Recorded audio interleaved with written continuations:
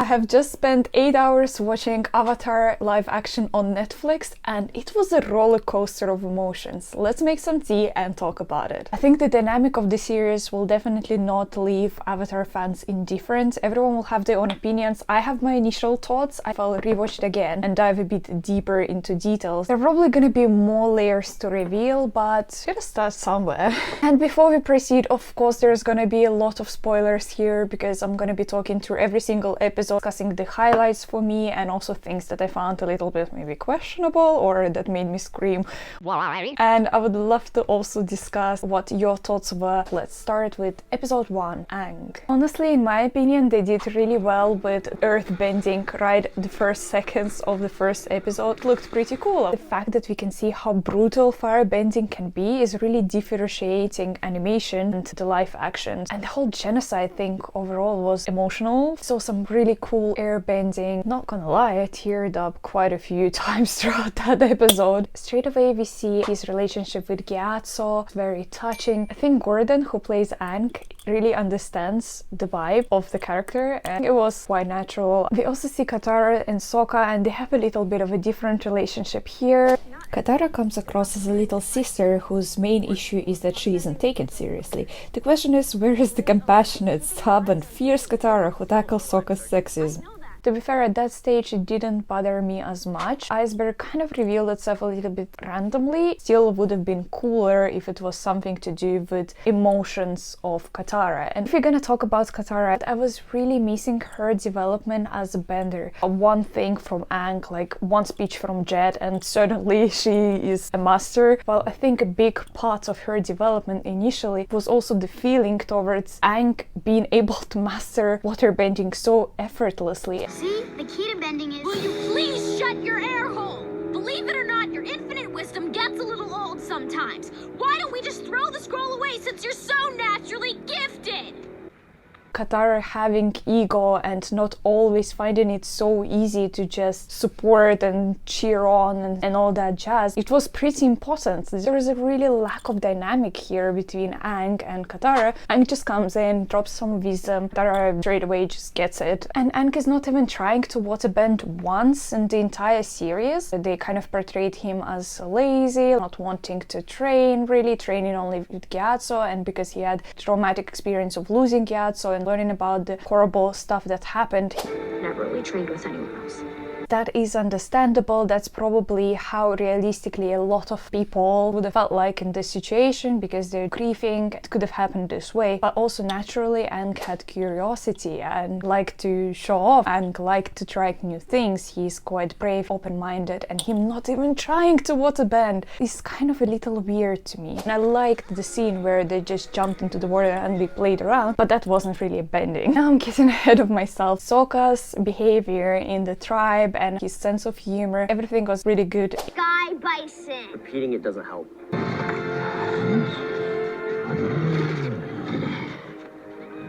Sky Bison. I really enjoyed it. I should finally put some tea into my pot. And I absolutely love Zuko and Uncle Iroh. In the South Pole Territory, that's where we have to go. Where you think we'll find the Avatar? Yes. Because of the light. You think I'm imagining things? They have indeed been revealing a lot from Zuko's past. Some things were revealed a little too early, but for me it didn't seem like a big problem as they have eventually slowed it down. Of the Avatar.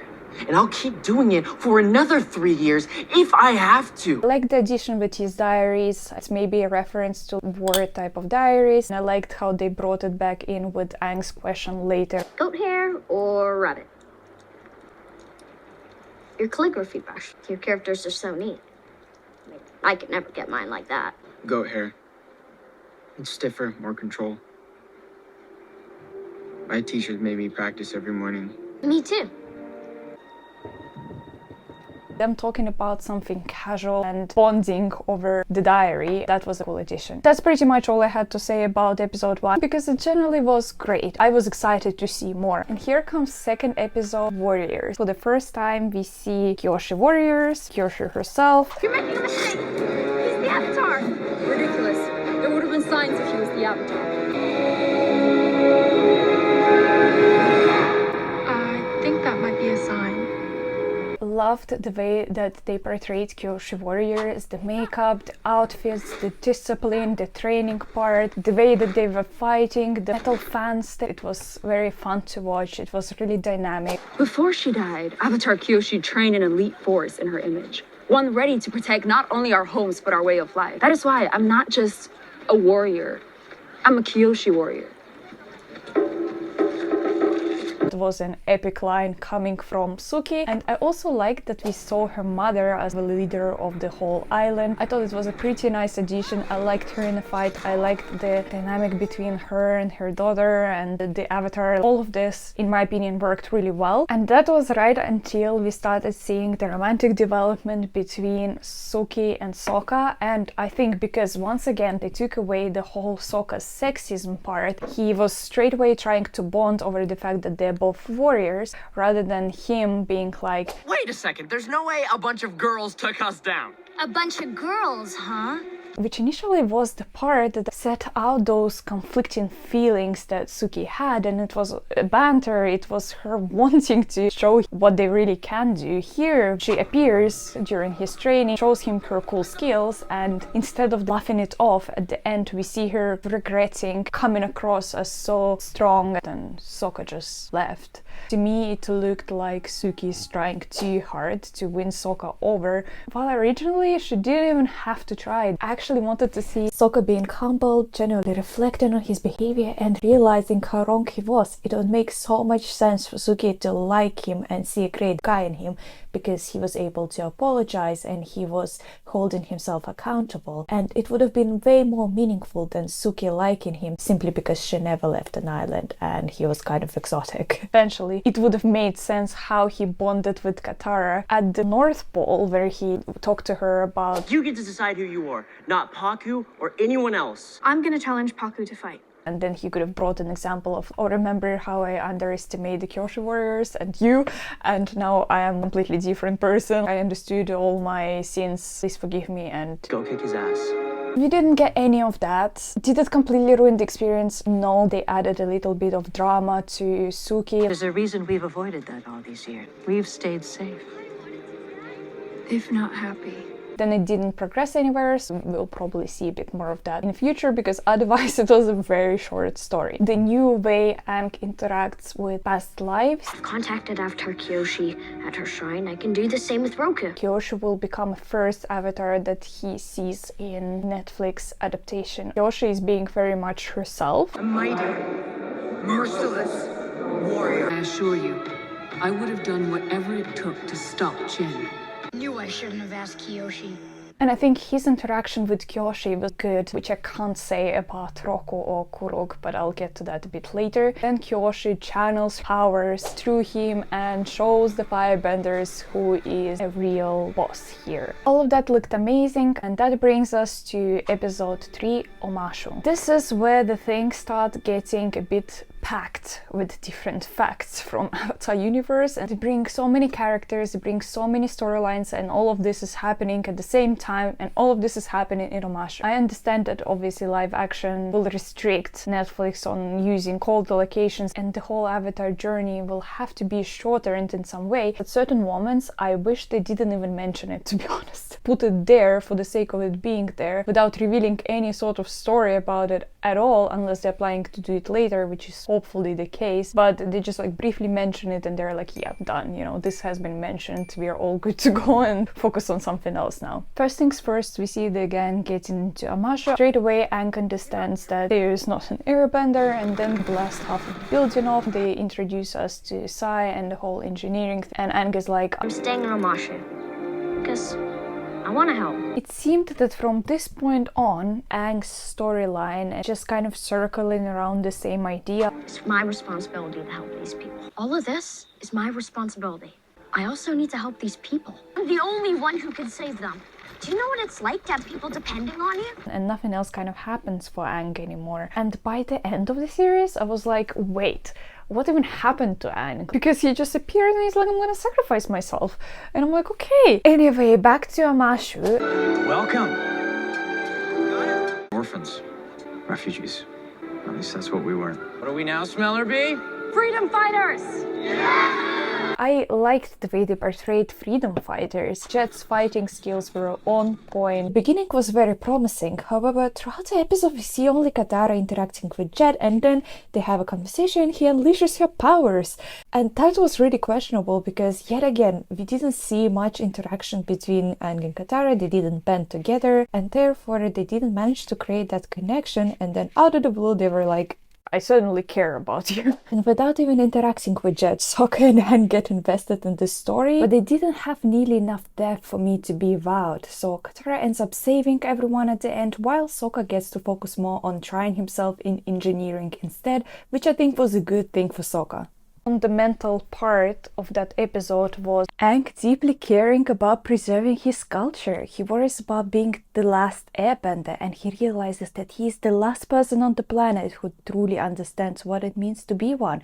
While yes, Aang is concerned about saving the world and handling his responsibilities, this is Aang's moment of grief, where he focuses on the future of his culture rather than solely on saving everyone else around him. Additionally, he feels a special connection with Theo through the concept of airbender spirit. What are your thoughts? Do you think it was significant enough part to keep, or were you satisfied with what they showed us? That was such a beautiful connection between Aang and Theo. They're just like, All I want is to help. I know how. I want him to see that we have to do everything we can to save the world.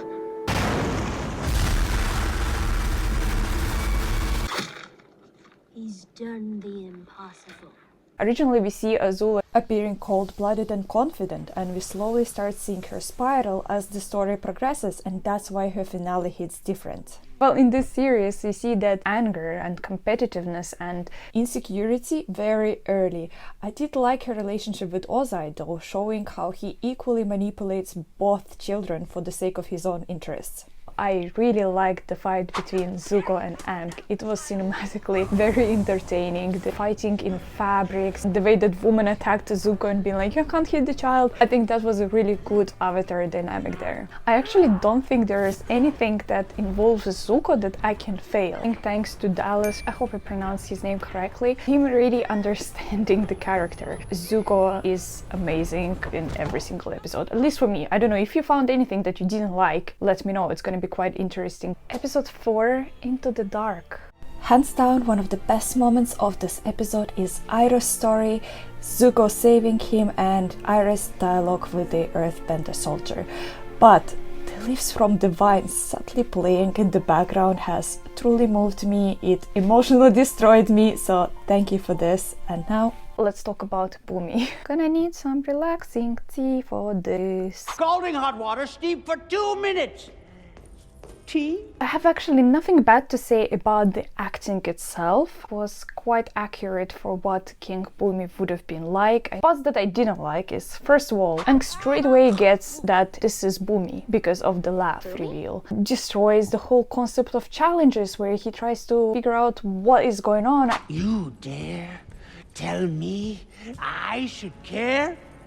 Bumi is now a corrupted king who has lost all hope, turned bitter and sour, and if we solely focus on the narrative of a war and the fact that he has experienced it for the past 100 years, his transformation is kind of understandable. However, that kind of took away from his magical craziness. He was supposed to be different from all the other people, and all other people perceived the situation in the same exact way. Like, you left us, we were fighting this war, we are angry with you. But Bumi had more connection to Aang than any of the other characters. He knew him when they were children. Yeah, he ran away, but who wouldn't?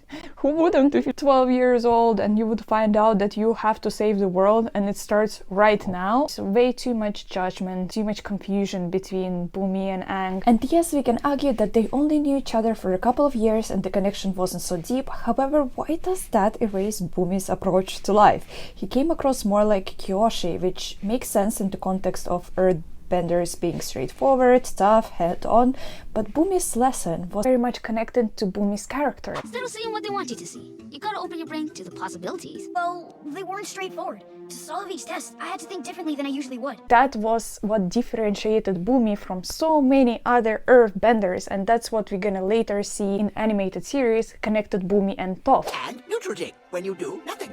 There are 3 jings? Well, technically there are 85, but let's just focus on the third. Neutral Jing is the key to earthbending. It involves listening and waiting for the right moment to strike. What did you think? Did you like Bumi being cream and down to earth and kind of more realistic, or did you miss him standing out with his unique approach to life? I was just a little irritated, that's all. Now to the two lovers part. What's going on? Are we dead?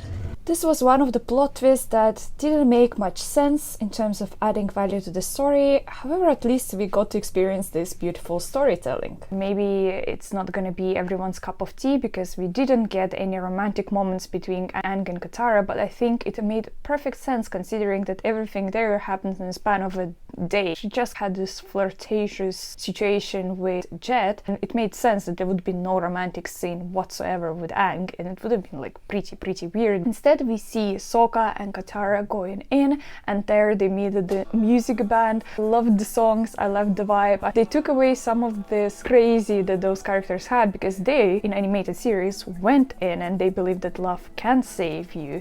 But here they were a little bit more sarcastic, made fun. I think that worked really well. Katara and Sokka then have another argument about Sokka not taking her seriously. Once again, they bring up the issue with their father, which needs to be discussed separately, to be honest. The Bajmal looked amazing, but him sensing feelings instead of seeing through earthbending and vibrations is making me question what they would do when Toph is introduced. Now, episode 5, Spirited Away. This is where I got really confused, and if they didn't release all the parts at the same time, I think my thoughts on it would have been really different now. It starts pretty familiar with the gang flying over the scarred part of the forest. Aang has his mental breakdown and we get a very cute Momo moment. Then Sokka, don't even get me started on this, Pip and Paddle Obstacopolis. decides to follow the girl to the village, where straight away Aang out of the blue understands that everyone is in the spirit world and he's gonna get them back. Didn't you just say, I don't know what I'm doing? To me, it was happening really rapidly. There were parts in this episode that could have been cut, and instead we could have seen Aang coming up with this idea that everyone is in the spirit world. They decided to put as many references as possible. So let's see what they have managed to include into this one episode. Here we saw something like a mix of a swamp episode where the gang enters the spirit world. They eventually start seeing visions, and Katara's vision is very similar to Aang's vision when he saw Toph. Sokka's first vision is apparently him seeing Princess Yue, but she comes as a fox.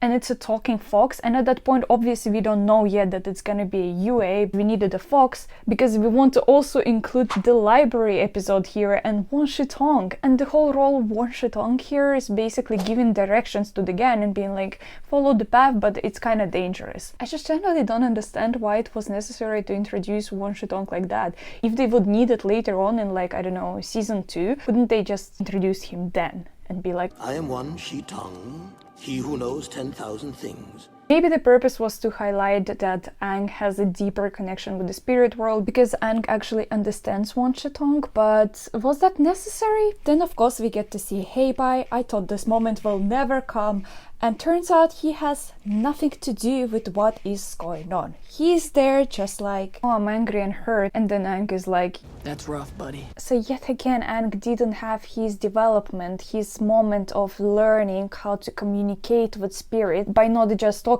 to them, but through his spiritual connection, through him observing how that world works. Yeah, we didn't get any of that. Then we also see the blend of, I think, Darkness Falls episode from Legend of Korra. In that episode we get to learn about the Fog of Lost Souls, which is a spirit world prison for people, and essentially it's its own spirit that has the ability to imprison a person in their darkest memories and gradually drives them insane.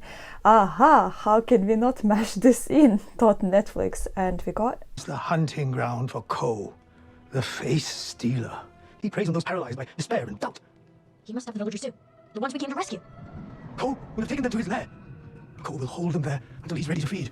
We see the Siege of the North, which is the original episode where Aang tries to find moon and ocean spirits. He then learns from Rocco about the ancient spirit called Ko, who is old enough to help him, and Ko is the face stealer. He has the ability to steal the face of anyone or anything that shows even the slightest emotion to him, and we see the faceless creatures living on. So while Ko is immoral, he is not the most evil villain who preys on bodies. And in the Netflix version, even though Ko looks really good, he looks pretty scary, and they maintained the way he looked in the cartoon as well. They just added a bit more of a scary movie vibes. He is the one to blame for everything.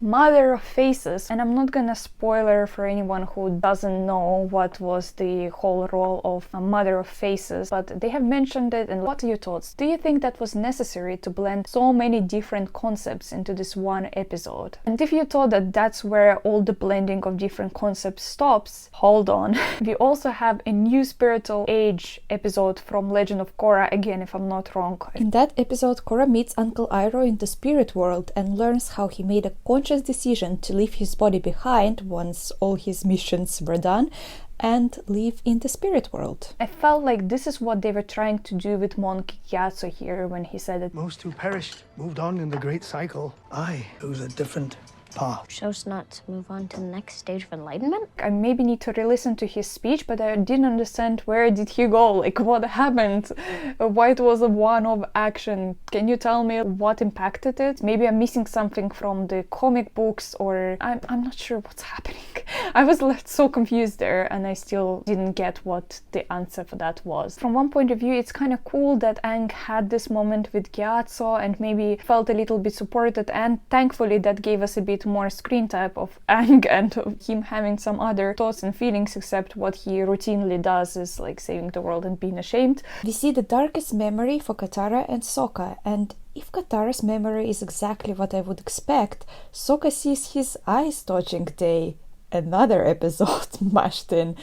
And the narrative, as usual, is twisted, and now it portrays Sokka as an incompetent warrior with Bato saving the day. Meanwhile, Hakoda, the dad, expresses disappointment in Sokka, who overhears that conversation. And this then becomes the narrative of Sokka trying to prove something to his dad. Absolutely hated. Hakoda's character was a supportive father, a loving husband. He always was proud of Sokka, and I'm proud of you, son. I think that's what eventually will be the twist. Sokka only wanted to be a great warrior like his father, and his drama was in the fact that he isn't the bender, so he had to become great in some other way. Great leader, great engineer, great sword master. I think that they wanted to add more drama to Sokka's character, dad that hurt his son's feelings by saying all these things that he shouldn't not ever heard. Technically he is not bad because he didn't say that to Sokka, he tried to support Sokka, he gave Sokka the mark, but then Sokka found it out, so technically Hakoda is not as bad, but still I really didn't like that twist. I liked that Hakoda eventually is portrayed as this amazing father figure that Katara and Sokka really needed. So why would you make Sokka's life worse? Is it because we took sexism away? What did you think about it? Maybe they wanted to make characters a bit more relatable through that story, but Avatar was very much about good things too, and having a great father figure was great. Why not keep it that way? And I even thought at a certain point that this is just a vision, and in reality that never happened, but no. We are still talking about episode 5, and here we get to see June and her Shishu Nyla. Nyla's close-up is pretty good, the further away shot is okay. The biggest change is that June is now hitting on Uncle Iroh and not the other way around, and I think that's probably for the best. Episode 6, Masks. Let's start with yet again one of the best additions to the story, the 41st Division as the reason for Zuko's Agni Kai, and now also the 41st Division is Zuko's crew. This is one of the greatest examples of why Uncle Iroh called Zuko an idealist with a pure heart, and honestly it was one of the most touching moments in the entire season. Zuko's past and present, I think the contrast was fantastic. Then we see the interaction between Roku and Aang. Originally, Roku really felt for Aang because he knew it's partially his fault, so he was trying his best to assist Aang in all ways possible. He held himself accountable. They straight away had a bit of a deeper connection, while here, ignoring the fact that Aang just casually flew back and forth, the connection between Aang and Roku felt very superficial. It was as if I was watching a play. Aang also goes to Roku to ask something about Ko, and there is no warning about the comet or the moon spirit. It felt like Roku wasn't there when Sozin shared his plots about the war. So where is the depth? This is where we get to see the blue spirit. This part was very entertaining, and it seemed that there weren't major changes except for the conversation between Zuko and Aang once Aang saves Zuko. And that conversation I really liked. Episode 7, The North. Admiral Zhao is portrayed quite well. He comes across as slimy and sneaky as opposed to arrogant, explosive and confident as he was in the original. In animation, Zhao is a narcissist and he's obsessed with getting power and becoming a legend, and in Netflix adaptation they have taken away this very impulsive and obsessive behavior, but they kept his desire to find a way to glory, but in a more subtle way. And of course, because Wan Shidong is busy giving directions, there was a different way for Zhao to find out the information. They have added a few details as well that made no difference at all, like the moon phase.